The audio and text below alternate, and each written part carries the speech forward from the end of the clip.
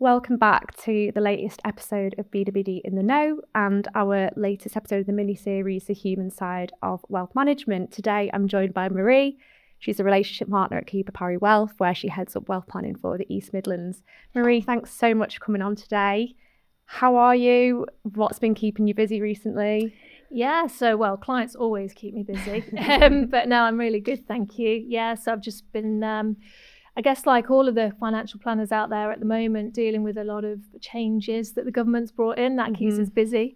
But yeah, I've been working from our Manchester office this morning as well, so I like to get about and go to the various offices that we've got as much as possible as well. Lovely. And you've built a very successful career within financial advice. Like you mentioned, you now lead the East Midlands team at Cooper Parry, but like a lot of people in the profession, you didn't necessarily start out with a rigid career plan. So how did you actually find your way into financial advice, and could you share your journey into the wealth management scene? Yeah, do you know, it's probably a really boring story. But yeah, you're right. I mean, I really didn't know what I wanted to do when I was younger. I was a bit of an all-rounder, pretty good at most things at school. And then I studied law and public policy at university, and then really didn't know what I wanted to do.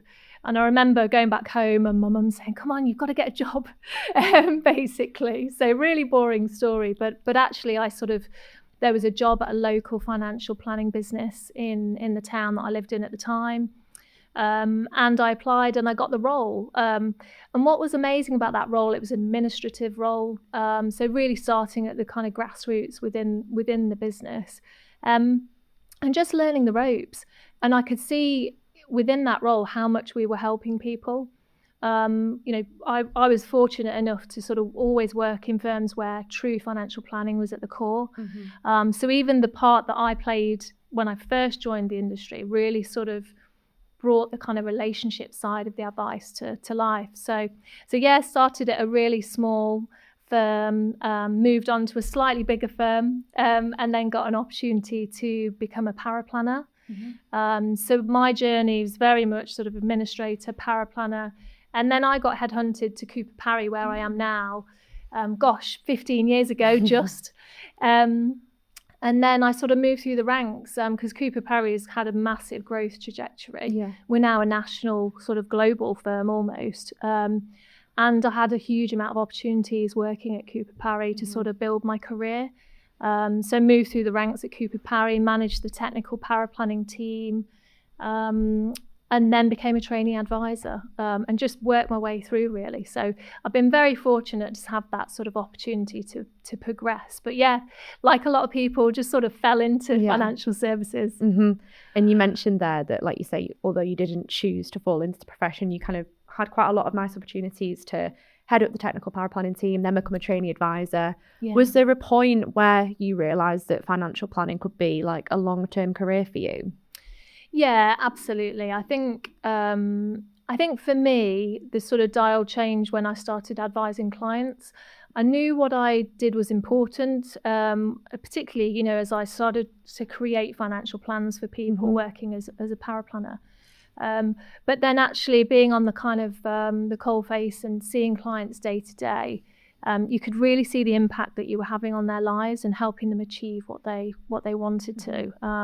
So yeah, I think it was at that point that I thought, yeah, this is really for me. And I feel like my career sort of took off when I started sort of see clients kind of day to day. Amazing. And I know you mentioned when you'd moved into an advisory role that you were certainly one of Cooper Parry's earliest female advisors, or one of the only female advisors. Yeah. As far as you're aware, maybe the first, but I don't want to say that in case it wasn't quite right. Yeah. What was that transition like for you? Yeah, it was a really interesting one because, there was a group of guys that were advising at the time. They'd been advising for a long time. So I think I had a massive amount of imposter syndrome moving into the role, to be honest. So I was lacking confidence big time. I mean, I knew I could do it. I knew I could sort of advise clients. But yeah, there was just something in me that sort of that lack of real confidence. So I found that transition for a period of time quite challenging. And the big thing that turned the dial for me was I actually got a mentor. So someone actually outside of Cooper Parry, another female advisor in another business. And they really sort of helped me and sort of guide me through, just from a female's perspective. So I'd really sort of benefited from that, I would say. And do you think that, so you mentioned you definitely felt a bit of imposter syndrome, maybe didn't feel quite ready at the time, but having this mentor, I can imagine, really helped you like grow as a person and almost inspired you a little bit. So I can imagine that was quite important for you at that stage in your career. Yeah, it really was. And I went to as many conferences as I could as well. I read loads of books. I listened to loads of podcasts. Like, these ones are really handy to sort of hear people's career journeys. But I did a lot off my own back as well. But then it was just really great to have somebody else to sort of bounce ideas around and someone advocating for you as well. As we kind of talk about mentorship, but I think having an advocate for you is also equally as important. And do you think the biggest challenge was technical, or was it more kind of having the confidence to step forward? Yeah, it was definitely the confidence side. I remember reading an amazing book called The Confidence Code that really helped me.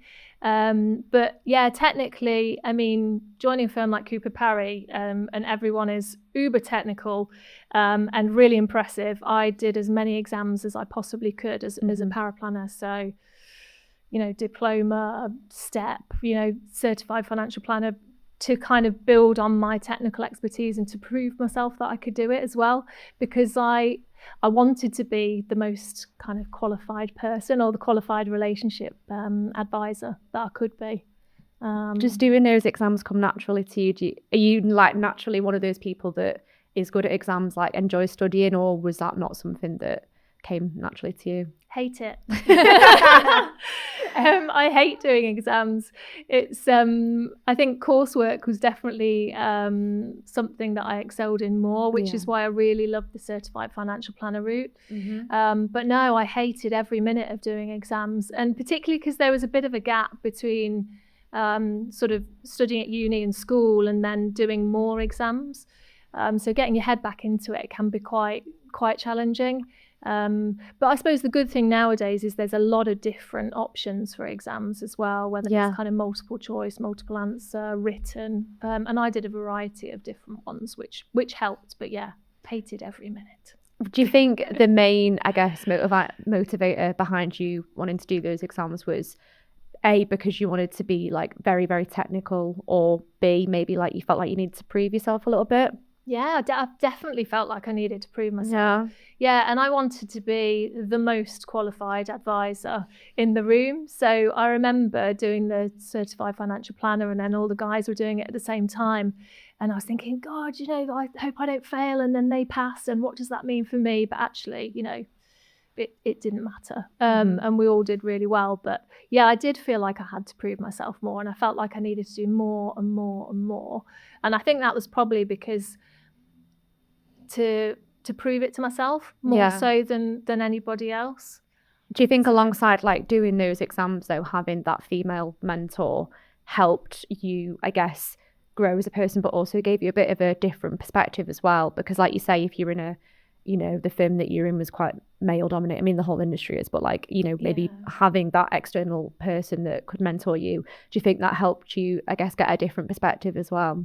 I think it did. I mean, I was lucky actually, because at Cooper Parry, the guys in the team were super supportive, and they were sort of cheerleading for me, which was really great. But it was good to get someone that had been there, that had done it, that was actually towards the end of their career. And they'd probably seen a much different path to me. I mean, things were much more improved than perhaps her experiences. But it certainly was helpful to sort of say to someone, oh, I've got this experience, or I'm dealing with this, and what do you think? Really helpful. Yeah. I guess mentoring, which we'll get onto in a bit, because that's something that you've got really involved with, which I imagine has been influenced by your experience with it. But I guess from your experience, from maybe feeling like you're not ready, maybe not having the confidence, and then having someone who can kind of help push you, what would you say to someone that maybe had that technical ability to sort of take the next step, but maybe they didn't have the confidence to sort of put themselves forward? Yeah, it's an interesting one. I would say talk about it. Speak to your colleagues if you feel comfortable to do that. Talk to your manager, maybe talk to someone. I'd happy for someone to reach out to me if they wanted to. I'm available. I'm on LinkedIn, but talk about it. And you don't have to be 100% ready for your next role. I think that's a big thing where women perhaps don't excel as much as men, because they feel like, it's common knowledge, isn't it, that women feel like they've got to hit 90% of the criteria to apply for a role. I think, put yourself out there as much as you can, make yourself feel uncomfortable. Do those things that are a little bit uncomfortable, because I think that's where we grow. So even when I was doing the exams, for example, I do like the hardest one first. I try and get that one out of the way. Or just go to an event, or if you're not comfortable networking, just try and push yourself even a little bit, because that's when I certainly found that I grew. Well, obviously you've grown so much from the days of like having a mentor to doing your exams to where you are today. So what was that journey like from, I guess, qualifying as an advisor to being in the role that you are now? Yeah, so I guess when I first became an advisor, I was sort of taking on some clients from some of the other guys in the team. So it was quite a steady journey. Yeah. And then you sort of practice on those clients, and I was supported in those meetings like you are as a trainee advisor. And then just as your confidence grows, you're working with more new clients, and then your confidence grows even more when you get client referrals. And we're very much a growth-based organisation, so working with new clients all the time was just part of what I did. And one of my strengths is meeting new people and chatting to them and striking up a conversation. So we're very much a sort of strengths-based organisation. So it's not about necessarily working on the things that you're not as strong on. It's about really excelling on those key strengths. So I was able to move into a role where I'm working with a lot of new clients, or I'm supporting a lot of the team on new clients as well. So I'm sort of super lucky in a lot of ways, I would say, as much as I've worked hard to be in an organisation that helps people to grow and identifies people's strengths and lets them excel. I definitely want to get onto the strengths-based organisation, because I know when we spoke, that was something I found really interesting. To kind of go back to the like mentoring type thing, obviously you now mentor women coming through the profession. So first of all, how did you get into that? Was that inspired by your experience of having a mentor? Yeah, and we have an internal mentorship program actually in Cooper Parry now.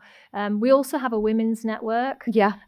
So internally, so we had a recent event that I spoke to on Teams, but across the organisation, and we have offices in Ireland, Scotland, everywhere now, even abroad. So actually, off the back of that, a couple of people reached out to me because I offered to be a mentor, and so I'm working with a couple of people off the back of that. So it's about visibility and offering and putting yourself out there, and that's part of what we do as the Women's Network in CP. With the mentoring that you've been doing, and I guess maybe you'll probably see a lot of yourself in a lot of these women that you do mentor. Are the barriers that you usually see with them, like generally, are they technical, or do you think they're often more related to like confidence and self-belief? I think certainly with the two that I'm working with at the moment, they are phenomenal. They are brilliant women, like they are super technical.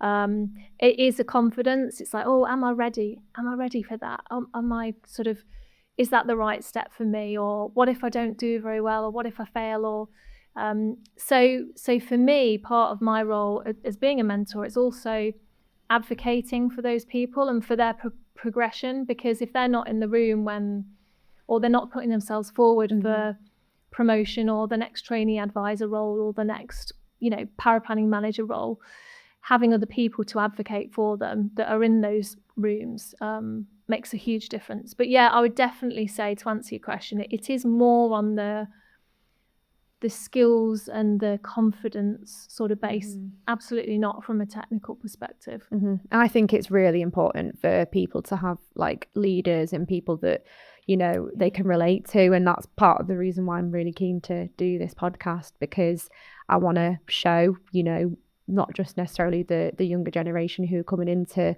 the profession, but people maybe who are earlier on in their career, already in them, to see people that are like you, doing things to, I guess, improve visibility in the industry. And I think it's hugely important. And I do think that there'll be definitely other businesses that do what you do, but there could definitely be more of it. Do you think, how important would you say it is, I guess, for businesses to have people doing what you do, like, mentoring and leading, like you say, whether it's internal or doing it for other people? I think it's massively important, because you want people to aspire to, or you want to, certainly there's people in my organisation that I look up to and think, wow, I want to be like them. I want to be as successful as them, because you never stop learning and you never stop growing. So I think it's hugely important. And sometimes, in smaller firms, you might not have that ability to sort of grow or to find the right person to speak to. And that's when, looking at externally can be massively beneficial, like I did initially. And so, yeah, hugely important. How do you think senior leaders, or I guess, more senior people in businesses, how do you think they can spot talented people who might not naturally shout the loudest? Because like you say, I'm guessing from what you said there, a lot of the people that you mentor, with maybe their challenges being more kind of self-belief and confidence, that they may have so many amazing talents, and there may be so many people who have this amazing talent, but they might not necessarily shout the loudest or put themselves out there as much. So what can leaders do to kind of spot that and help with that?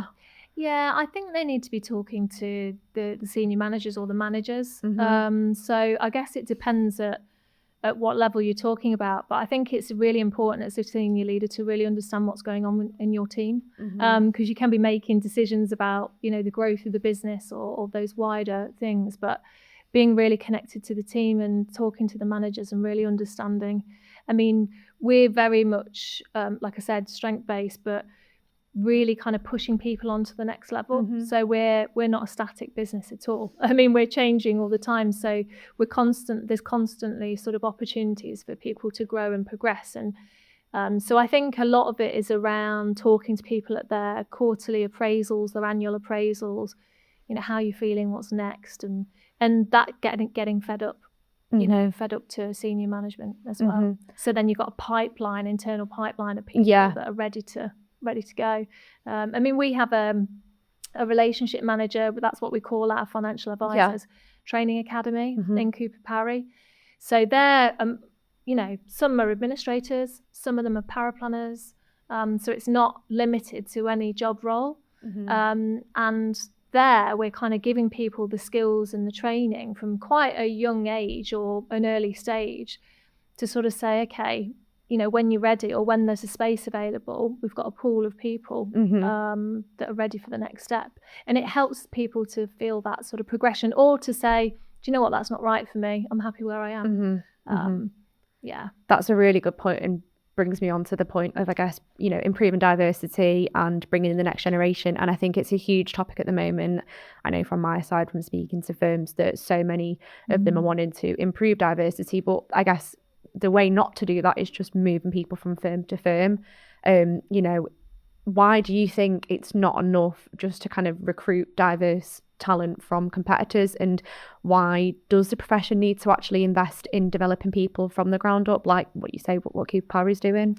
Yeah, I mean, when you recruit someone, it takes a lot of time and effort, doesn't it? And you put a lot of effort into sort of training those people, so you want them to stay. Well, we certainly do. We invest a huge amount in people in training, and we want that progression within our business. I mean, we also look at our recruitment process to say, is there anything that specifically disadvantages any particular area or any particular gender or type of person? But I think diversity in a business is absolutely key to get as many different viewpoints as you possibly can. I'm not sure if I've fully answered the question, because there's a few questions there. No, you have there, because I guess it brings us on to the wider question of what firms can actually do in practice. Yeah. Lots of firms say they want to improve diversity. whether it be, age diversity, gender diversity. But I think the difference is whether the intention actually translates into meaningful action. Yeah. And when we spoke, you mentioned the Women in Finance Charter, which I actually hadn't come across before. Maybe I had, but I didn't really know much about it. So I suspect many people listening to this might not be familiar with it either. I know from my research that there's a lot of financial services firms which, when you search them up, they will have obviously Alliance, and they'll show that they are part of the Women in Finance Charter. But for anyone that doesn't know, could you explain what it is and also why Cooper Parry signed up to it, and I guess what it means in practice? Yeah, sure. So the Women in Finance Charter is an initiative by the Treasury, basically, for people that sign up to the Charter. It's a commitment to gender diversity and progression for women in financial services, because if you look at the percentage of women in financial services, it's really low. Yeah. So it's about financial firms recognising that it's a problem, it's an issue for women going through the ranks and getting to that senior level, particularly in finance. So for me, having the experiences that I've had, and I sort of came across it by accident. I think it wasn't well advertised, and I thought, we have to do this. So I raised this internally with our head of DE and and our Chief Growth Officer, Abby Baum, and sort of said, look, we are committed to diversity within Cooper Parry. We need to be doing this, but it's not a tick box exercise for us. It's about truly building this into our processes. So you have to, I think after 12 months, you have to publish your targets. So what your targets look like. You have to have someone on the senior board be responsible for diversity across the business. And that's on the board at CP, that's Abby Baum, our Chief Growth Officer. I'm a sort of a partner sponsor, so I'm involved in the Women in Finance group, as you'd imagine, because I've brought it to the table. And then, you have to publish your targets and how you're getting towards your targets on an annual basis. So that might be, for example, we want 30% of women at senior manager and above to be, 30% of people at senior manager and above to be women. Yep. And for us, that can be quite a challenge. Like, we were doing really well, but then we're acquiring businesses because we're a growth or based organisation. So you can't always influence or buy businesses based on where they are in terms of the finance charter. So actually, for us, that's a really positive thing, because we can sort of look at businesses that we're acquiring and say, okay, where are we against our sort of targets of women at partner level, women at board level, women at that middle management level, and what do we need to do to change it? Do we need to look at our recruitment process? Are we making sure that women have got equal opportunity, or everybody's got equal opportunity at the various stages of our process? And we meet quarterly. We publish our targets in our DE&I booklet, annual report, and we take it really seriously. How do you, and maybe a bit of word of advice in terms of how do you make sure it's more of a badge rather than just a tick box exercise? Yeah, it's a really good question, because I think it's very easy for anybody to say, oh, that'll look good, and let's do some marketing around that, and yes, we're serious about women. What we did was we set up a quarterly meeting with senior members of the team. So we've got our Chief People Officer, our Head of HR, our Head of Learning and Development, our Head of Early Stage Career. You've got me, and then our Chief Growth Officer. So that's a wide, diverse group of people across the business. We sit down quarterly and say, okay, what does this mean for us? How are we doing? We hold each other accountable to our targets, and we challenge each other and say, so I think we embed it into our processes. We have sort of gender inclusion as part of that. The intention is that it's contributes towards people's reviews and pay reviews to consider this as a real sort of serious thing within the business. So yeah, I think that accountability. I guess you feel quite passionate about it as well because you want to improve that gender diversity within your firm. And I guess I'm sure there's many other firms that, you know, will hear this and want to go and do that. Has the charter, would you call it the charter? The charter itself, has it prompted any like specific conversations or decisions or changes over the years? Yeah, I think it has. I mean, I think it's made us look at our HR policies. It's made us look at our, you know, we've had flexible working, unlimited holidays, all those sort of things for quite a long time. So we were ahead of the curve in terms of that. But it's made us look at our adverts, maybe for roles, our wealth academies, you know, how our applications are going. Are they going to attract women? Is it going out at the right time? So we've reviewed a lot of things internally in terms of our policy, our recruitment process, just to refine things. There was no major changes, I would say, but it's just constantly looking at it and saying, okay, is this equal? Is this fair? Is this diverse enough? Is it going to attract a wide variety of people? Yeah. Do you think more wealth management firms should be looking at this? I do, you know, the list, I think, of signing the charter, I've not looked at the recent list, but there are some big names on there. Yeah, there are. But I think there's a lot more that people can be doing because it forces you to look at yourself because it's easy to sort of carry on with the day-to-day running of your business and not think about these things as much, particularly when you've got the likes of sort of Donald Trump, for example, sort of saying, yeah, DE&I, it's a load of rubbish, you know, we're not interested in it, and those kind of negative messages that are spread, particularly in the US. And actually, we're a firm that's massively passionate, and you know, it's at the core of what we do. What advice would you give to a firm that genuinely wants to improve diversity, but maybe they don't know where to start? I guess in your situation, you've been kind of at the forefront of it, but maybe there'll be other firms that might be very much more male heavy, and they might want to make a change, but they don't really know where to start or what to do. So what advice could you give to them? Yeah, it's a tricky one, isn't it? Because firstly, I think you need to look at yourselves and look at your business, look at your board, look at your team. You know, what does that say about you and what messages are you delivering? Maybe ask for advice. You know, there's loads of information out there. There's consultants that can support if you need external support as well. Reach out to people. Yeah. You know, reach out to people that are doing it well. You know, I'd happily speak to someone if they wanted to talk about it in a bit more detail.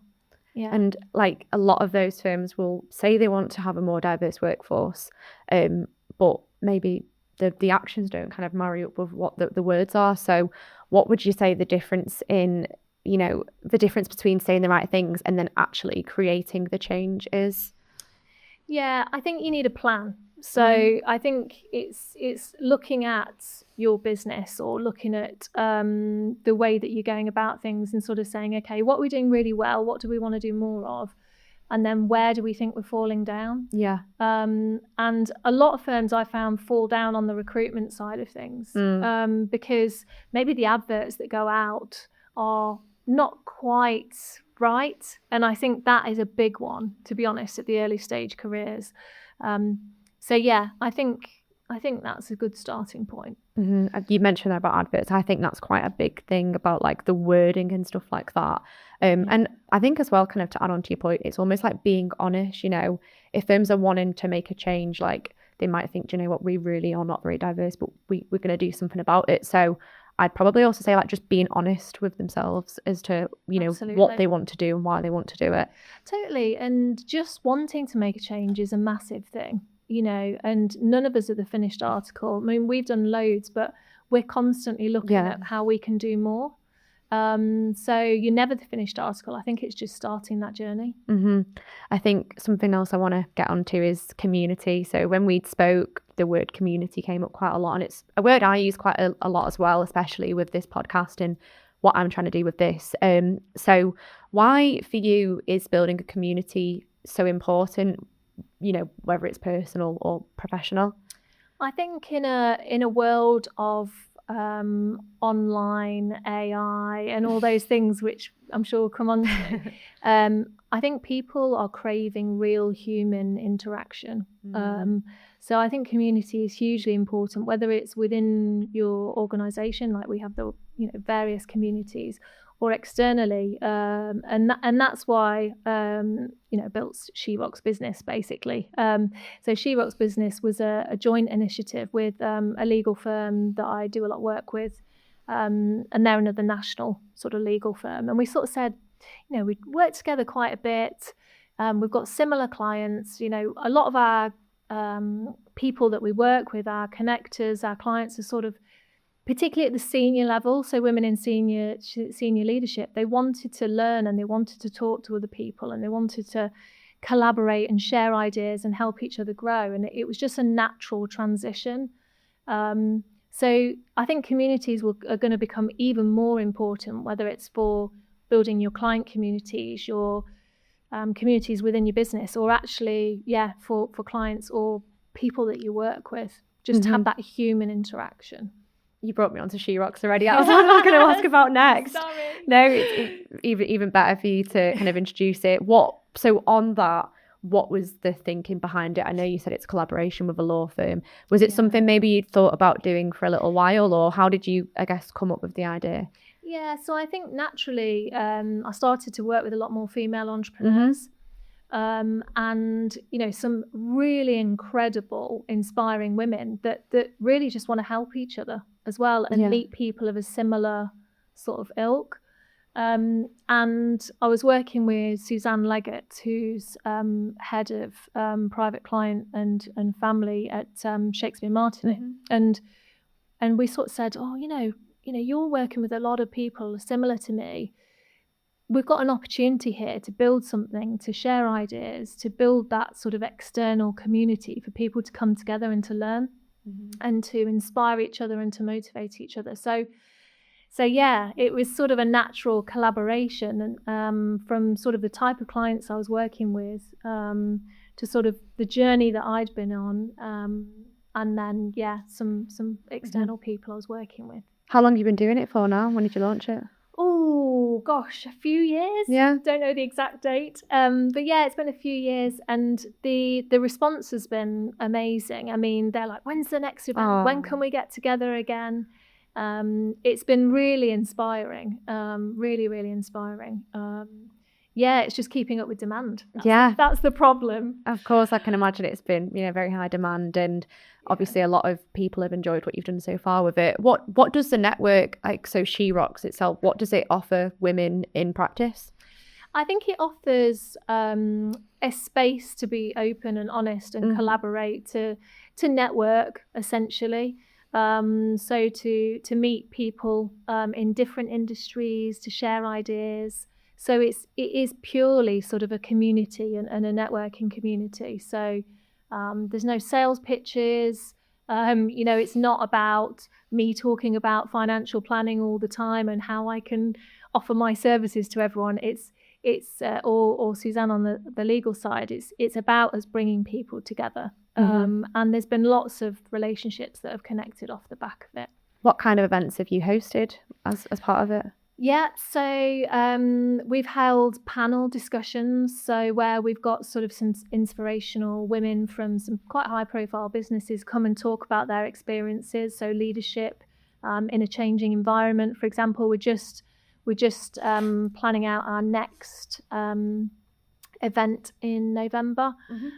So again, we've got a couple of women that are going to be talking about community, actually, whether that's community within their businesses or what they're doing externally to help partly grow their brand, but grow the community and the value that they're bringing to their business and to the, like I say, the wider community. I'll try to stop saying community. I know, say as much as you want. I love it. Has there been any particular event, conversation, or piece of feedback that you've had from the She Rocks that maybe has made you realise that it's having an impact?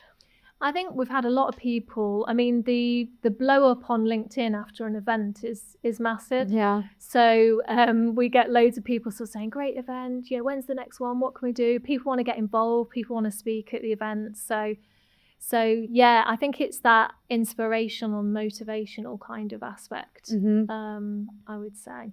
And to say the word community again, why do you think it's so important? Obviously, we're saying it a lot, but like, it obviously means a lot to you. So why do professional communities matter, particularly for women in leadership roles or in professional roles? I think women are really brilliant at bringing each other up and lifting each other up. And then when they do that, you know, it's not as, I wouldn't say it's as competitive. Yeah. And I've certainly found that women want other women to succeed. And I've seen that in financial services. You know, they cheerlead for other people, which is amazing. And having a cheerleader is the best thing in the world. I mean, I'm fortunate that, you know, there's 3 women within my business that have recently been promoted to director, and they've come through the ranks as graduates, and they are phenomenal. And I cheerlead for them as much as I possibly can, because they're epic, and they're the next generation of people coming through. So I think that's it. I love that. And how have you found like all of this sits with your day-to-day job? So obviously advising clients and leading a business, like how has all of this stuff sat within that or alongside that? Yeah, it sort of overlaps. So I mean, I've actually sort of won quite a few new clients off the back of the community, which is a nice happy coincidence. Or actually, so a lot of female clients just love what we're doing, and that it's important to us, because and they talk to their female friends, and you know, some of our clients have spoken at some of the events. So I've got a client that's going to speak at the next event. She works for a very prominent business in the UK. So she's going to be one of the panel. So there's lots of overlap, and I think clients sort of then cheerlead for you and what you're doing, and they get really behind it. So you get a lot closer to your clients as well as your colleagues and your connectors. So it's really satisfying. So many positive things have come as a result of it. Why do you think wealth management professionals should think beyond their immediate day-to-day job and invest in the time in building communities like what you've done? I think it's going to be hugely important. You know, with AI coming through, I mean, people or clients just expect faster, quicker information, and real relationships are going to be at the heart of the future. And whether that's kind of internally within your organization or externally. So you have to get ahead of the game, and I mean, I love it anyway, because I'll talk to anyone. It's the human side of wealth management, which is exactly what this podcast is. I want to talk about strengths-based organisation, because we touched on that earlier, and me and you have spoken about it a little bit. So obviously you've mentioned that Cooper Parry is a strengths-based organisation. What does that like mean in practice, and how has it influenced the way that you lead? Yeah, so for all individuals, you know, we get them to complete a Gallup Strengths Finder. So Gallup's obviously an amazing business in the US, and they hone down sort of strengths into sort of 34 different categories. And as part of that, we picked out your top 5, your top 10, and it is unbelievably accurate, I should say. So, for example, I can share my top 5. So my top 5 were Woo, which is winning others over, Relator, which is all about relationships, communication, positivity, and competition. So they were my top 5. And what we do is we spend time, our learning and development team, talking about what does that mean for you? What does that mean? How can you lean into those strengths for your day-to-day? And obviously mine are very much leaning towards kind of relationships, influencing, and presenting or building. So we look at everybody in the team and sort of say, are they in a position? Is their role suited to where they want to get to, and have they got an opportunity to thrive? So we're constantly challenging each other in terms of where we're spending time. Are they moving towards the right role? What could they be doing more? And less focusing on what people are not good at. I mean, obviously we need to be pretty well-rounded, but yeah, leaning into those type of strengths. That's really interesting. Do you think that like understanding your own strengths has Do you think that's helped you develop as a leader in itself? Yeah. Massively so, because it's not just understanding how you can use those strengths positively. It's also how some of those strengths can have a negative impact as well. So if you're overly positive in a situation, yeah, this is great, and actually that can turn people off. Or if you're overly competitive, so we actually challenge each other in our strengths in terms of the positive elements, and also how the negative elements can influence other people, particularly when you're a leader or a partner in a business like Cooper Parry. People are looking at you or looking up to you, as a role model. So you really have to kind of understand and hone into your strengths. And actually, as part of the partner track process, we lean into that, and we really understand that a lot. Do you think maybe other businesses focus a bit too much time on trying to fix weaknesses rather than honing into people's like natural strengths? I think so, because it takes time and effort to invest in people when it comes to strengths. And smaller organisations perhaps don't have that opportunity. Let's face it, a job needs to be done. But I think certainly for me, moving into a role where I could thrive using my strengths, is kind of skyrocketed my career. How do you, so when leading and mentoring, how do you create space for different personalities and different strengths and working styles? Yeah, it's a really good point. So actually this week, I organised a session for my team, looking at everybody's individual strengths and really understanding what's important, or what would turn people off as well. And we did the speed dating exercise, which was really interesting, that sort of says, when do you get the best of me? When do you get the worst of me? What can you rely on me for? Various questions where we had like 2 minutes where you had to say your answer to these questions, and then I did the same. So and you went round in a circle, and it was amazing, because I learned, even though I've been working with some of these people for a long time, I learned loads about them, what's important to them, or when perhaps not to get the best from them, or when to contact them and they'll be the most creative, or whatever it is, or what I can rely on them for. So I think just doing some of those exercises and really understanding the team, it's been invaluable. Yeah, this is really interesting, and I think it's like a little bit of a word of advice to other leaders who maybe want to give it a go. And like you say, it can help with managing people differently, because not everyone's going to want to be managed in the same way, and different things work for different people, different motivators and stuff like that. And I imagine strengths-based cultures can help build people's confidence. Have you found that in your experience? Massively so, yeah. Because if you're doing what's energizing you every day, you're just it motivates you. Yeah. And motivated people are happy people. So for us, it's been transformative as a business. Yeah.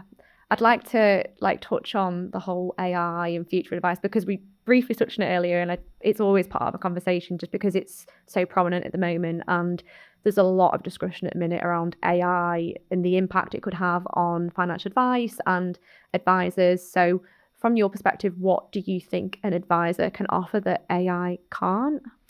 Yeah, I think it's a really good question. It's so prominent at the moment. I think empathy, wisdom, humanity, human element, communication, and that ability to hold people accountable to the best intentions. I think a lot of people are scared of AI. It's coming. We've been using AI for quite a long time now within the business to enhance what we do. And I think people are scared of it, aren't they? Why do you think that is? I think they're scared of their jobs going. They're scared that clients aren't going to want to work with people anymore. But I think, from my perspective, I think people are going to want quicker and faster information. And where AI will thrive, it'll be, portfolio analysis, data gathering, those type of elements. But where people are really going to have to sort of up their game, if they're not doing it already, is around the human aspect. It's the sort of really getting under the nuts and bolts of what makes people tick, really understanding people, challenging them on their thinking, holding them accountable, holding their hand through difficult times, divorce, death, ill health, all those type of things. Because, AI is never going to be able to look someone in the eye and go, is that the most important thing to you? Is there something you're not telling me? Is that really what you want? What else is going on? Asking some of those really pertinent personal questions and getting to the crux of what's important to people. And I guess what you're trying to say here is really advisors shouldn't feel concerned over it. It should be more seen as an exciting opportunity because it can help them do their job. I think it can just be, taking into account maybe a bit of training needs to be done on AI, a bit of awareness needs to be created around it, but ultimately it can help improve the client experience and make their job easier. Yeah, absolutely. It is about taking away some of the administrative side of things and using AI as a tool to free you up to have more meaningful and deeper relationships. It's interesting because I met a client not that long ago and he was sort of saying, well, I can get all this information online. I can do all of these things, really clever, really well-read guy. I said to him, but okay, so why are we having this conversation? I said, what is the most important thing to you about working with somebody? And he said, empathy. He said, it's about someone really understanding my situation, challenging me on my thinking and being empathetic, just understanding where I'm coming from. And AI can't do that. So true. And that is such a good point. I think from a lot of the conversations I've been having around AI, it all comes down to, the differentiator between a human and AI is like those softer skills and those more emotional elements. And I guess it's why it's all the more important that as humans are really tapping into that, because that's the part that can't be replaced. Do you think there's any other skill sets that maybe advisors need to have to, I guess, also help differentiate themselves and set them apart from AI? Yeah, I think story selling or telling. Okay, yeah. So I think that's important as well, because yes, there's the softer skills, there's active listening, there's having empathy, which doesn't always come naturally to people. It's actually quite low down on my strengths, really, which is interesting. But I think storytelling, putting people at ease, telling people, stories of similar situations. And so I think that's a really key one that certainly I'm going to be working with my team on over the next kind of 6-12 months. Do you think that those are skills, so like empathy, trust and all that? I know they're softer skills. Do you think they're skills that can be taught to people? Yeah, absolutely. Because it's what we do every day. It's having conversations. It's psychology, really. I remember reading a brilliant book years ago that I passed on to my team called No Longer Awkward. And it's about kind of those difficult moments in clients' lives where, I don't know, someone dies or something happens. It's like almost what not to say and what you can say to have an impact. So I think doing as much practice, doing as much training, reading, that there's a great book called The Heart of Finance that talks about how to talk to people in certain situations. Advisors are really going to have to up their game in those areas. Do you think that the profession's moving a bit closer now to the psychology of advice? You've just mentioned a couple of things there and it's just making me think that that's definitely, it seems like it's trending towards that way a little bit. Well, I'm lucky to be surrounded by or connected with a lot of advisors that are awesome. So I don't, I think there'll be a lot of kind of old school advisors that just can't be bothered or that they're just never going to get it. But I think it has to. You either change or you fail or your business closes or you're not going to be successful. Yeah. With all that being said then, so we've chatted about the, emotional side of advice, empathy, psychology. How can advisors ultimately make sure that they continue to differentiate them? I've messed up my words. How can they make sure that they ultimately demonstrate their value and differentiate themselves from AI? I think it's really understanding your clients, really getting to know them, asking really good questions and then shutting up and listening and then asking another question. I think being really real about who you are and what you do and how you want to support clients, and being really open about how you believe that you are different, and maybe sort of some controversial aspects. I mean, of how AI can't support in certain areas, or the differences. I mean, I put a question into AI the other day, and it was completely wrong. And I had a bit of an argument with AI. I said, "You are wrong. I don't trust you anymore." And it's like, yes, you're right, Marie. The rules did change, but it's actually sort of being able to show your value in whichever way that is, or the niches, the type of clients that you're working with, how you've supported them. Raising your profile. Yeah. And do you think that all these skills are like things that are newer? Like, I wouldn't say necessarily newer, but like, do you think maybe the skills that are really important for an advisor now in 2026 are maybe a little bit different to what they were when you first started out? I think so. I mean, it's always been really important. Don't get me wrong, but I think some advisors feel more comfortable in the talking about markets or proving their worth through, spreadsheets or data and things like that. A lot of people feel comfortable in that area, and they're the sort of people that if they don't change, that AI is just going to do that. It's already coming through. So that's not what clients truly value, to be honest, based on the conversations that I've had with clients over the last, nearly 20 years.